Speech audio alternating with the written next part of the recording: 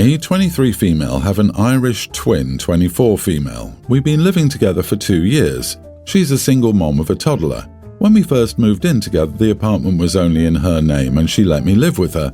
I was finishing dental assisting school and couldn't qualify for an apartment alone. I still paid half the rent and utilities. After graduating and getting a job, I became an officially added roommate to the lease last year. I make a lot of money for my age, so when my sister struggled to pay half of the rent when her job cut her hours significantly, it was a no-brainer to start paying more. I could easily afford all the rent, so covering another 25% is nothing. Plus, I love her and my niece. My sister has no help from the father, so I help her as much as possible. He works under the table, so he doesn't get his wages garnished for child support. I've watched her struggle to afford daycare and food for her baby, so I also help her with that. 2 days ago, my sister sat me down and told me she had news. She's pregnant. My jaw dropped. I asked who the dad is, and she starts crying. I didn't expect her to say her deadbeat baby daddy. I was shocked, and she continued her explanation. She saw a girl commenting under his posts and went on her page and saw that they'd taken pictures at the same place at the same time. The girl also posted him for his birthday weeks later saying, "Happy birthday to my fiancé." She messaged her letting her know he was a deadbeat and got blocked. Then her baby daddy called her saying she was a crazy witch, leading them to get a hotel room. They slept with each other, all to prove some point to his fiancé that he was not loyal and she could have him whenever she wanted because she sent her proof after they slept together, but the fiancé stayed with him. As she's telling me this story, I just sit there upset. I started asking her if she went to the doctor and how far along she is. She said she did stop by PP and got a scan. She's 9 weeks. I told my sister that I wasn't going to be re-signing the lease unless she got a termination. She looked at me with so much disgust and started crying harder. She called me an evil witch and said I was a horrible person for making her choose between her baby and having housing. I told her that with her hours now she can't even afford half the rent, let alone the daycare she splits between me, her dad and aunt, to understand the position she's putting me in since the responsibility is falling on me. She told our family and they're angry, saying I'm being heartless even to ask her that and I shouldn't punish her, and that I should sign at least 6 months so she can get her act together since 5 weeks isn't a lot of time. I said no, she's ungrateful for all the help I've done, so I'm out. They're saying I'm an idiot since when I didn't qualify, she let me live with her even though I paid half. Not the idiot. I hate when family tries to spend other family members' money. Tell your family that they can co-sign for your sister and pitch in on the rent since they're so adamant about it. You aren't forcing your sister to get a termination, you just aren't going to live with her if she has another kid. The kids are not your responsibility and you shouldn't have to care for them. She slept with him to prove a point to his fiancé. That's why she's a single mother twice by the same lousy, absent baby daddy. Deadbeat dad's future wife should know that they will get it out of her wages if he can't afford child support. When they get married, the courts consider the household income so that she will be on the hook for both kids. Good point. Sister thinks getting knocked up again by an absent father proves a point. She can get a deadbeat fiancé anytime she wants, and now she's a single mother of 2. At this point, I don't sympathize with her because she wants to suffer and make her kids suffer too. She didn't have to do any of that insane, impossibly stupid crap, and now she's mad no one's supporting the result of her whack decisions. No one told her to do any of that. Like, come on, man. OP, run, do not walk. She's never going to learn, and it's not your responsibility to support her crazy level of stupidity. Update: our dad and stepmom have young kids, so there's no space, plus he pays a third of the daycare, split between me, my aunt and him. Said aunt lives in a different state, so she can't physically help, but is the main one telling me I'm disgusting. I suggested that my sister move in with aunt, and she shot it down, saying moving while pregnant is rough. The school district in our town is much better than our aunt, who lives in a big city. We have different moms. Her mom is a deadbeat and remarried in a different state, and my mom thinks I should have moved out a long time ago. So last week, while I was on a business trip, my fiancé let her brother borrow my car since he needed one for whatever reason and doesn't own one, and she was using hers to go to work. When I came back, I noticed the entire front bumper was dented and basically destroyed. So when I went to ask her what happened, she told me that she let her brother borrow it and he drove it into a pillar by accident. For some context, my car was a gift from my dad for my graduation and had tons of sentimental value to me. So I told her I would expect her brother to foot the bill of around $20,000 to get the bodywork replaced after I got an estimate from the dealership. She said she couldn't do that since her brother hadn't held a job since the global issue hit and he wouldn't be able to afford it. This made me even madder than I already was, so I left the apartment, got myself a hotel room and sent her brother a message saying I'd expect him to pay for the repairs, otherwise I'd get the lawyers involved. I'm currently considering calling off the engagement or postponing the wedding because I don't think I can trust my fiancée around my finances anymore after she basically loaned something worth $150,000, I drive a BMW M4, to her wildly irresponsible brother without telling me. This is after she already knows how much that car means to me, not just financially, but sentimentally as well, and then proceeded to try and defend her brother because I can afford to get it repaired while he can't. Am I the idiot for calling off my engagement? Not the idiot, so instead of her being reasonable and going, "You can borrow my car and I'll borrow my fiancé's car," she let her idiot brother use your car. She's not just disrespectful, but dumb as a doorknob. It's a good thing this happened before she could take half your assets. Not dumb, calculating. My brother is irresponsible. He may damage my car. I cannot afford to replace my car, but OP can afford to fix his. Also, OP's car lets everyone know how successful and cool the fiancé's brother is. That's why he needs to drive the expensive luxury car and not his sister's. I'd get my ring back and give her and her family 30 days to get me $20,000 to repair my car, or I'd call the cops and file a lawsuit. There is no way in heck if you marry her that her brother and other family just start using your stuff. People who do this stuff agree to let deadbeat family members move in for undisclosed stays. This is not a family you want to marry into, OP. Cut your losses. You can do better. I'm a 25-year-old man. I have 2 sisters and 6 female cousins, all younger than me. All that to say, I'm used to being around girls and young women of all ages. I know how to treat them respectfully as equals and to be a protective cousin or brother when needed. My wife's sister, Rachel, 28, is having some difficulty, and the family is trying to help, including by supporting her daughter, Elle, pre-tween.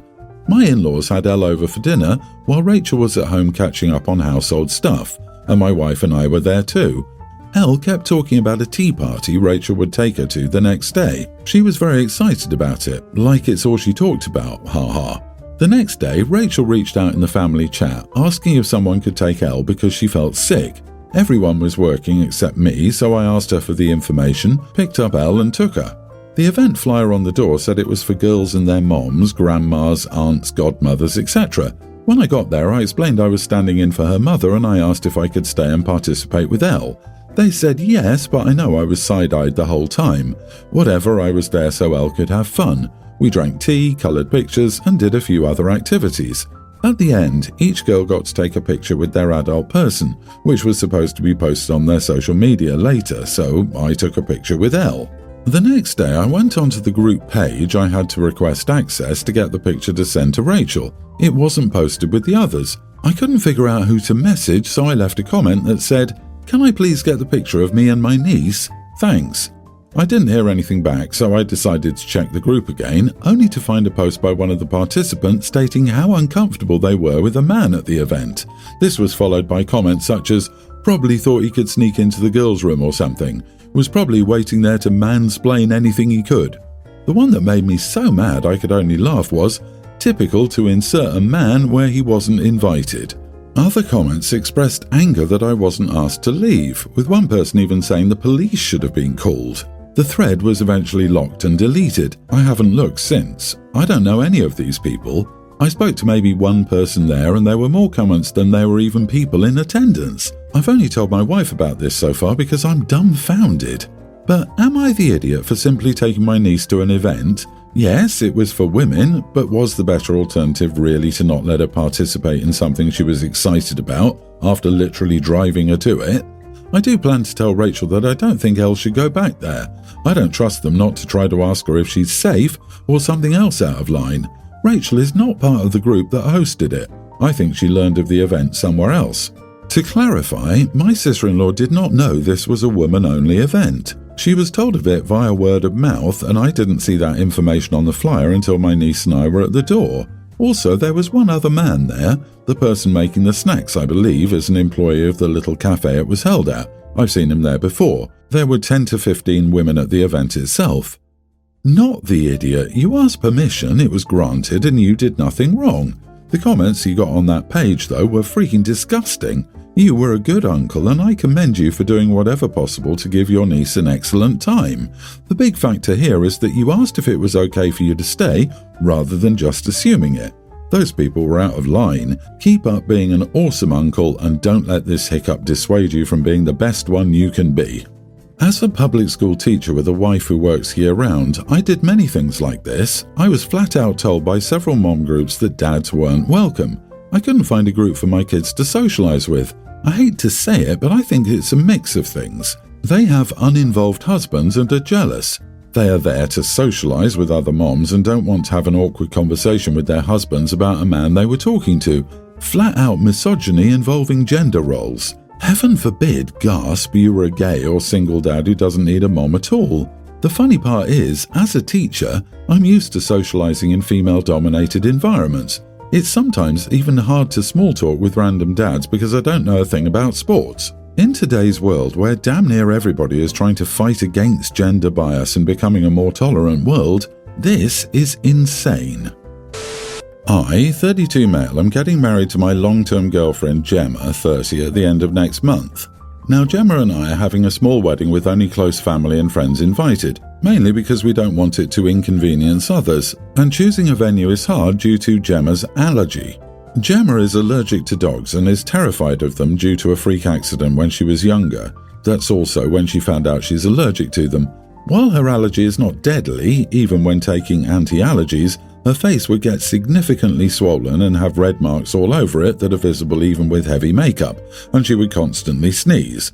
Lockdown was a blessing in that she could wear a face mask that was helping with allergies. She's still trying to wear face masks to help her, but can't always do it inside, as people always think that she's ill and doesn't really want to have us in their restaurants or cafes.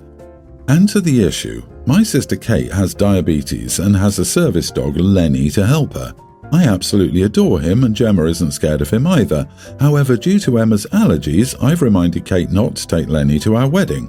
I was dropping some parcels for her this week as she was away, and they were sent to my house, as I believe my future wife should be able to enjoy her day without the swelling, which would be hard to avoid due to the venue being quite small and private. Gemma gets the reaction even if there's a dog in the same supermarket, even if it doesn't touch her. My sister has been reminded he's a service animal and I can't ask her not to take him, but I have told her he's still a dog and being a service animal doesn't miraculously cancel my wife's allergies, and she knew about them from the start. I'm not asking not to take him to any family get-togethers, I'm just asking not to take him to our wedding. My sister and my mom both call me an idiot and are not talking to me and have threatened not to come to the wedding, which I said is fine as I value my wife's comfort more. But still, am I the idiot? So what's your sister's solution? Have your future wife suffer at her wedding? Is this some kind of dominance play? It's true you can't ask someone not to bring a service dog, but you can uninvite your sister. You have to stick up for your wife, and it's good you're doing so. I'll predict the future now and say that you'll have to do that more often later on because your sister and your mother will blame your wife for choosing her stupid health over your sister's dog. Not the idiot. Prepare for more fights in the future.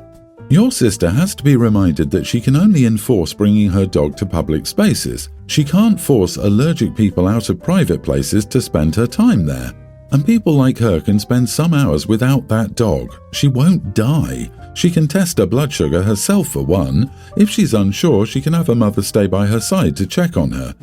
Yeah, that's my thing too. The dog is trained to smell when she's about to spiral and warn her. Outside of that, the dog can't give her an insulin shot or check her blood sugar. It's just an early alert system. Even without checking, she can mitigate it by what she did her entire life before the dog, or possibly even snacking on a granola bar every hour or so just to keep herself topped off. It's not an exact science. We have the tools to monitor it. She'll be okay one day if it really comes to it. I, 32 male, am starting to feel uncomfortable when my girlfriend, 36, spends time with her guy friend. Am I in the wrong for feeling this way? My girlfriend met this guy on the same dating app that she and I found each other on, but she found him a couple of months before us. She said they'd only kissed and didn't feel any romantic feelings for him, so they just stayed friends. She told me all this pretty early on in the relationship, but now that she's going out with him to an open-air cinema, and the other day I didn't get a message all day from her until the end of work, all I got was, "Sorry, been busy all day today, going to meet up with guy friend, hope your day was good." Then no answer until she got back to her place about 1 o'clock in the morning. I confronted her and now she turned it around saying I don't trust her, etc. And now I feel bad for sharing my feelings with her. Should I be worried? Do I feel jealous? I don't think anything's going on, it just feels weird to me. Am I a controlling idiot? Edit, she met him on a dating app and now they're planning a project together for her work. She works with children and he does some sort of art stuff that she wants him to come in and do stuff for work. They had a picnic outside on a big screen public cinema just after sunset. She had planned to go with me, then said a few days before she was too tired, then finally ended up going with the guy. Yikes, the prognosis ain't looking good, bro. You are not the idiot, but don't let her make you think you are controlling because you're not. A guy friend she met on a dating app is not to be trusted. It's not about you not trusting her, you don't trust him, and that's fair. Set your boundaries and stick to them. Boundaries are not you being controlling, no matter how much she may try to convince you it is. Dude, you're going to be second fiddle to this guy if she's not already banging him behind your back. It's one thing to have male friends, but it's a whole other deal when you plan a date with your boyfriend, cancel it, and then go on the same date with your friend. It's clear where you stand here. OP, listen. That is not what a respectful partner would do, at least if that's what your standards are for one. They've literally kissed before and went on what could be perceived as a date to some. Find someone who respects you, OP. You're cooked, buddy. Grow a spine and dump her.